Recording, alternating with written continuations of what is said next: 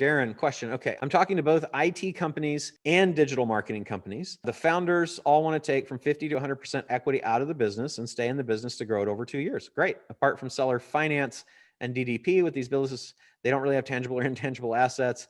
So what am I missing in terms of deal structure?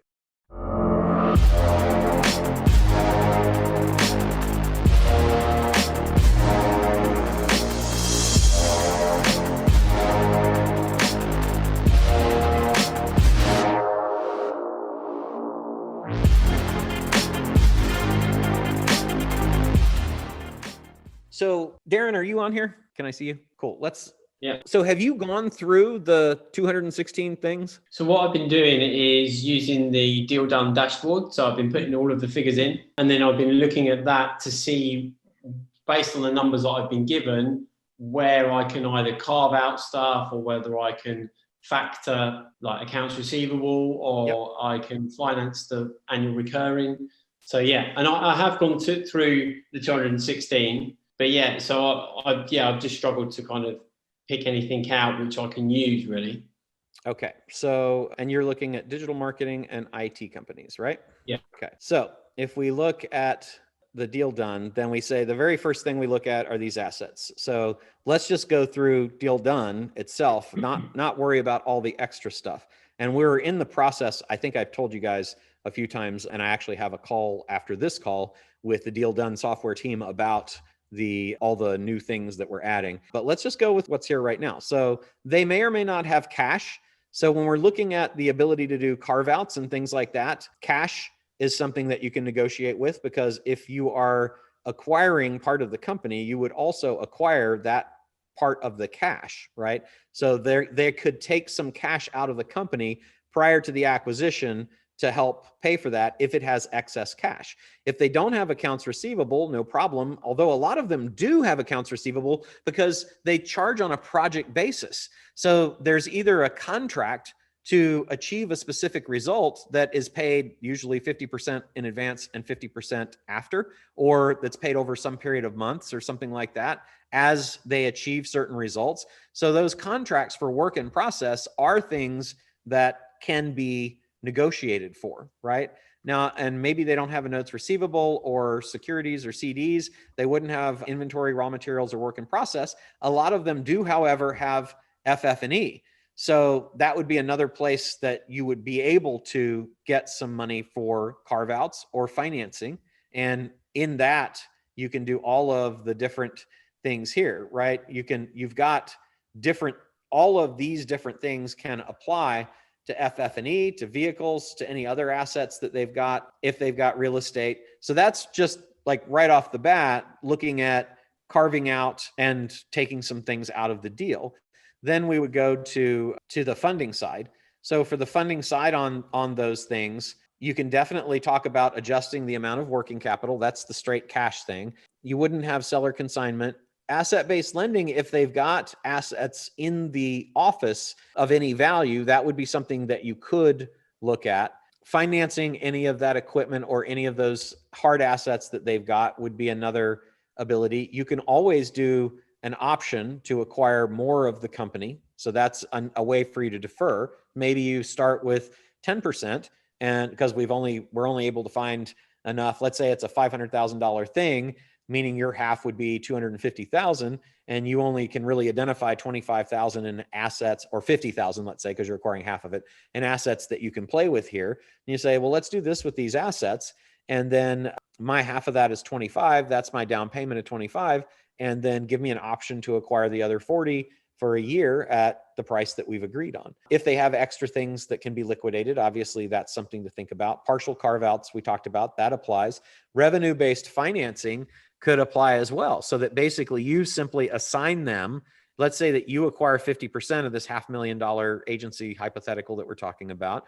And you say, so basically right now the business is making, let's say it's making 20% margin. So it's making $100,000 a year, and your buy-in for the $500,000 agency is 250,000. You say, well, here, let's do this. Let's do a seller financing funded through revenue-based financing of my share. So basically I'm going to come in, I'm going to add additional value. I acquire my 50%. right now and do the things that I do.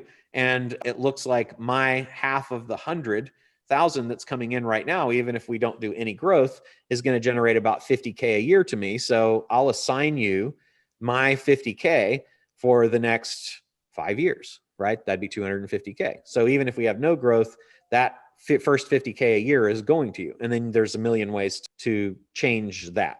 You could reduce the amount that you're acquiring. Instead of acquiring half of it, you could acquire less. If there are assets that you can sell and then lease back, that would provide more capital to the company and more cash.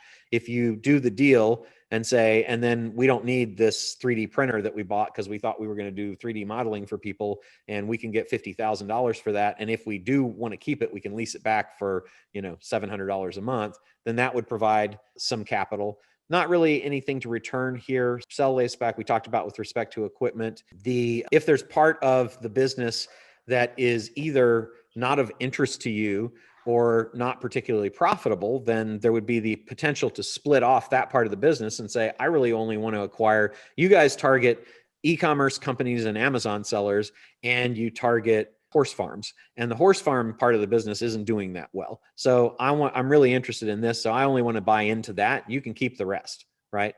Seller consignment doesn't really apply here.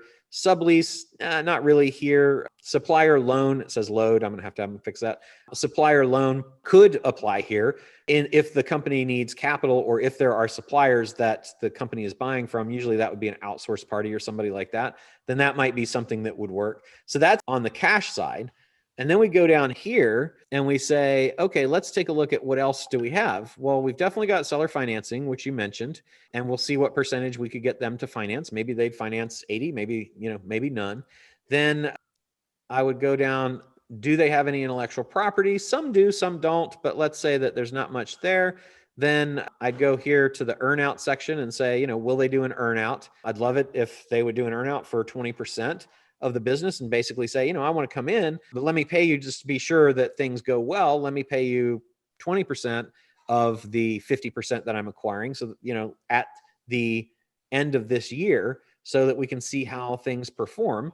And if it performs, then I'm happy to pay the price that you've asked for. If not, then I don't have to. That'll save you some money there. Then is there anyone that's going to depart? If the founders are going to stay in because they want the upside, is there anybody else that you might be willing, let's say on your 50%, that you might be willing to sell some of your 50% that you're acquiring to somebody else, so that can provide the down payment that you need? So let's say that it's a $500,000 deal. You need $250K to acquire it. They agree to carry back 80%. And that means you need 20% or $50,000. 20% of half of 500,000 is 250,000. And so that would be 50,000 that you need, right? So 50,000 that you need, if you could then find someone here to acquire part of your 50,000 who's already at the company, then that'd be good for everybody, right? And you just sell them part of your interest, use that 50K as your down payment, and then the rest is not due till the end of whatever period you agree on. So that's something that applies. I'm just looking down through here. Okay, then accounts payable, they probably do have some debt. So whatever debt they've got at the time, you can say, look, if I'm going to buy half of the company and it's 250,000, but there's 100,000 in debt, then that 250K that I'm going to, pay is for a free and clear company. This company has debt of $100,000. So that, I'll tell you what, we'll let that debt stay. You don't have to pay it off, and just reduce what I have to pay by that 50K, right? That'd be another thing that you could do. And then as we get down here to seller negotiation, obviously you can talk about multiples and prices. That's an exercise that's worth going through with them. And then we go down to the percentage of equity. So you're acquiring half. Obviously you could acquire less than half. Then we go down to third parties. So you could have an equity investor. I do this very frequently when I need to come up with cash, is I'll just take part of the deal and carve it off and have a third party have an interest in it, right? So that'd be something you could do as well. You could also do the integrator equity that we talked about for people that are staying. Let's see what else we got here. We've got, okay, so that's before we get to the list of all of the other things. Is that helpful to go through that exercise? Yeah, very helpful.